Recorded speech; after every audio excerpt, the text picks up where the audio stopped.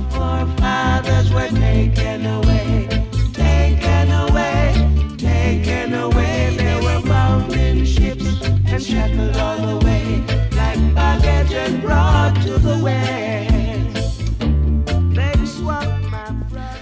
Shalom in the name of Yeshua, the Messiah. Now, this is a video really for those so-called black people who are either Muslims already or who are, considering becoming Muslims or considering even just thinking about Islam. Now, I remember back in the day when I was at uni that Muslims would speak to me and they'd say, look, Islam is the religion of the black man, because Christianity was the religion of the slave owners, and Christianity is the religion of the colonialists and the people who have oppressed, your people, the blacks, the Africans. Christianity is the tool of these people. So, Christianity is a racist religion. It's the white man's religion. You don't want to be Christian, but Islam is the religion of the black man. And there's quite a few videos on YouTube that are making this point, and here's one of them. It's called Malcolm X, Islam, the Solution to Racism. And these people will often point to Malcolm X as an example, as a role model for black people to look up to and to copy and to become a Muslim, just like Malcolm X was a Muslim.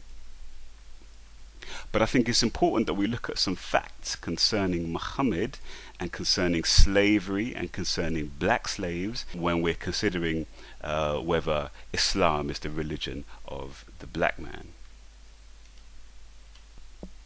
Now, the first thing I'd like to point out, now I'm going to put all the references to all of these texts, all of these Islamic texts, into the video description with the hyperlinks as well, so you can check them out for yourself. The first thing I'd like to point out, remember we're talking about Islam, Christianity, slavery, and the black man. First thing I'd like to point out is the Prophet Muhammad himself owned black slaves. We find this in Sahih Bukhari, the most authentic of hadith in Islam, Sunni Islam. It says, Allah's apostle was on a journey and he had a black slave called Anjasha. So that just confirms that Muhammad owned black slaves, a black slave, at least one.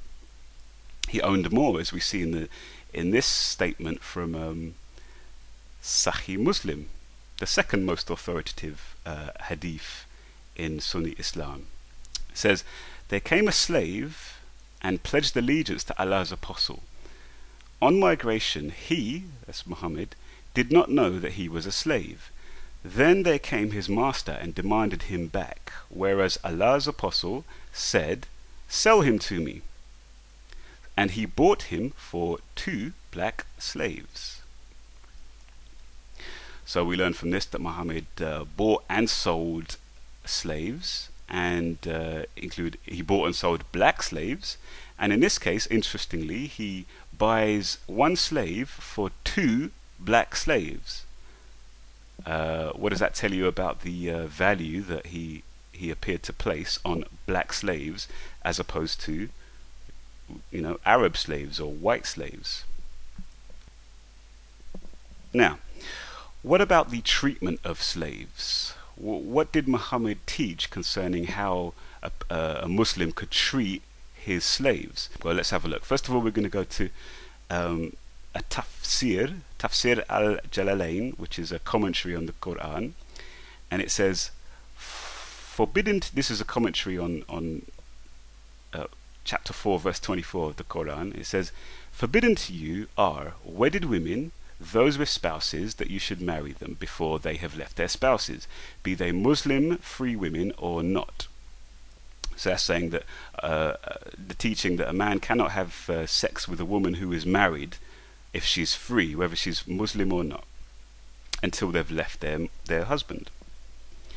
However, it says, save, i.e. accept, what your right hands own of captured girls, slave girls, whom you may have sexual intercourse with, even if they should have spouses among the enemy camp, but only after they have been absolved of the possibility of pregnancy. That is what God has prescribed for you. So see, concerning slave girls, a Muslim man can have sex with a slave girl, even if that slave girl, that woman, is married and their husband is in the enemy camp. That sounds like adultery to me. Going back to the hadith, this is in Sahih Muslim. We're going to read this report. It said, someone's reporting this thing. It says, "We went out with Allah's Messenger on the expedition to the Bil Mustalik and took captive some excellent Arab women, and we desired them, for we were suffering from the absence of our wives. But at the same time we also desired ransom for them." So you see their predicament here. These guys, they've gone out with Muhammad on one of their expeditions, their wars, and they're sexually frustrated. They want to have sex.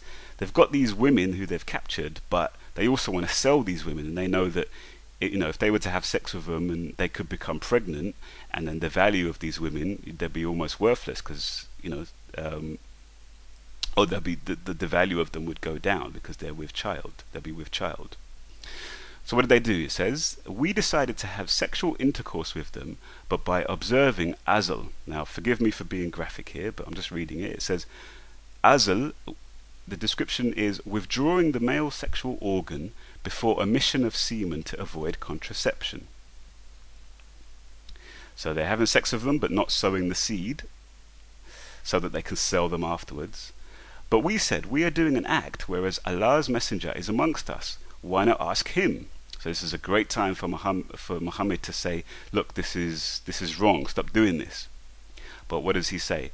"We asked Allah's Messenger, and he said, it does not matter if you do not do it, for every soul that is to be born up to the day of resurrection will be born." So Muhammad basically tells them, look, even if you don't do that, it doesn't really matter. You can sow the seed or not sow the seed. Basically, have sex with these women, doesn't matter. Even if they're married already, even if these guys are married, even if these guys are planning to sell these women, it's not like they're planning to marry them. They're having sex with them because just to ease their sexual frustration, and then they're going to sell them afterwards. And Muhammad says it's okay. So what's been the point of this video? Well, in this video we've seen that Muhammad owned black slaves, and no doubt his companions owned black slaves also. We've seen that Muhammad sold apparently considered black slaves to be of less value than non-black slaves. We've seen that Muhammad also taught that it's okay for men to have sex with their slave women, even if those slave women are already married and their husbands are still alive. And we also see that that these earliest Muslims would keep slave women, have sex with these slave women to relieve their frustration, and would go on to sell these women. So they had no intention of marrying these women and starting a family with these women. And my point really is that this, to me, does not sound like a religion for the black man. Feedback would be greatly appreciated, and yeah, let's discuss this. Shalom.